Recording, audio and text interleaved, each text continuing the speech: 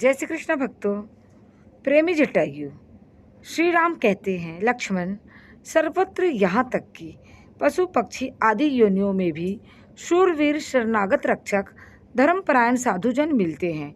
प्रजापति कश्यप जी की पत्नी विंता से 2 पुत्र हुए, अरुण और गरुड़। इनमें से भगवान सूर्य के सारथी अरुण जी के 2 पुत्र हुए, संपाति और जटायु। बचपन में संपाति और जटायु उड़ान की होड़ लगाकर ऊंचे उड़ते हुए सूर्यमंडल के पास तक चले गए। असहाय तेज न सह सकने के कारण जटायु तो लौट आए, किंतु संपाति ऊपर ही उड़ते गए। सूर्य के अधिक निकट जाने पर संपाति के पंख सूर्य के ताप से भस्म हो गए। वे समुद्र के पास पृथ्वी पर गिर पड़े। जटायु लौटकर पंचवटी में आकर रहने लगे। महाराज दशरथ से आखेट के समय इनका परिचय हो गया और महाराज ने इन्हें अपना मित्र बना लिया। वनवास के समय जब श्री राम पंचवटी पहुँचे तब जटायु से उनका परिचय हुआ। मर्यादा पुरुषोत्तम अपने पिता के सखा गिद्धराज का पिता के समान ही सम्मान करते थे। जब छल से स्वर्ण मृग बने मारीच के पीछे श्री राम वन में चले गए और जब मारीच की कपटपूर्ण पुकार सुनकर लक्ष्मण जी बड़े भाई को ढूंढने चले गए, तब सुनी कुटिया से रावण ने सीता जी को उठा लिया। बलपूर्वक रथ में बिठाकर वह उन्हें ले चला। श्री विदेह राज दुहिता का करुण क्रंदन सुनकर जटायु क्रोध में भर गए। वे ललकारते और धिक्कारते रावण पर टूट पड़े और एक बार तो राक्षस राज के केस पकड़कर उसे भूमि में पटक ही दिया। जटायु वृद्ध थे।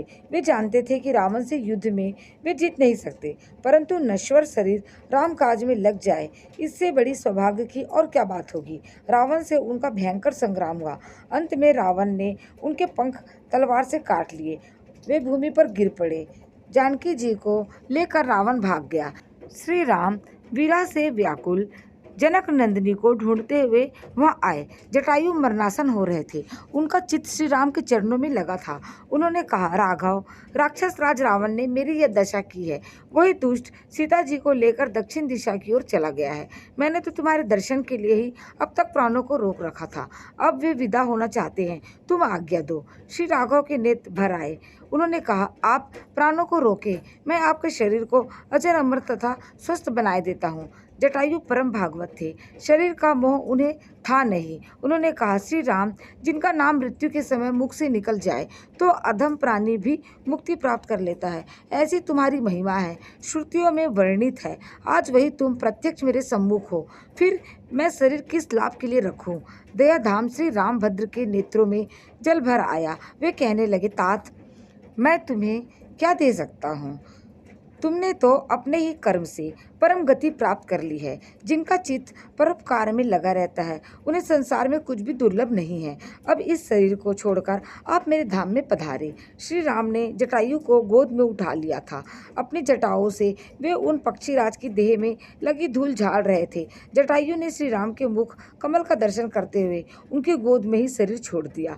उन्हें भगवान का स्वरूप प्राप्त हुआ। वे तत्काल नौ जलधर श्याम सुंदर पीताम्बरधारी चतुर्भुज तेजोमय शरीर धारण करके वैकुंठ चले गए। जैसे सतपुत्र श्रद्धापूर्वक पिता की अंत्येष्टि करता है, वैसे ही श्री राम ने जटायु के शरीर का सम्मान पूर्वक दाह कर्म किया और उन्हें जलांजलि देकर श्राद्ध किया।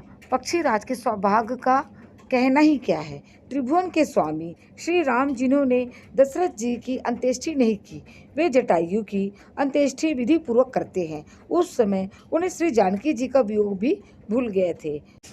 बोलो कृष्ण कन्हैया लाल की जय। बोलो भक्त वत्सल भगवान की जय। भक्तों, यदि आपको हमारी कथा अच्छी लगी हो तो प्लीज़ लाइक, शेयर और सब्सक्राइब जरूर करिए। जय श्री कृष्णा, जय श्री राधे।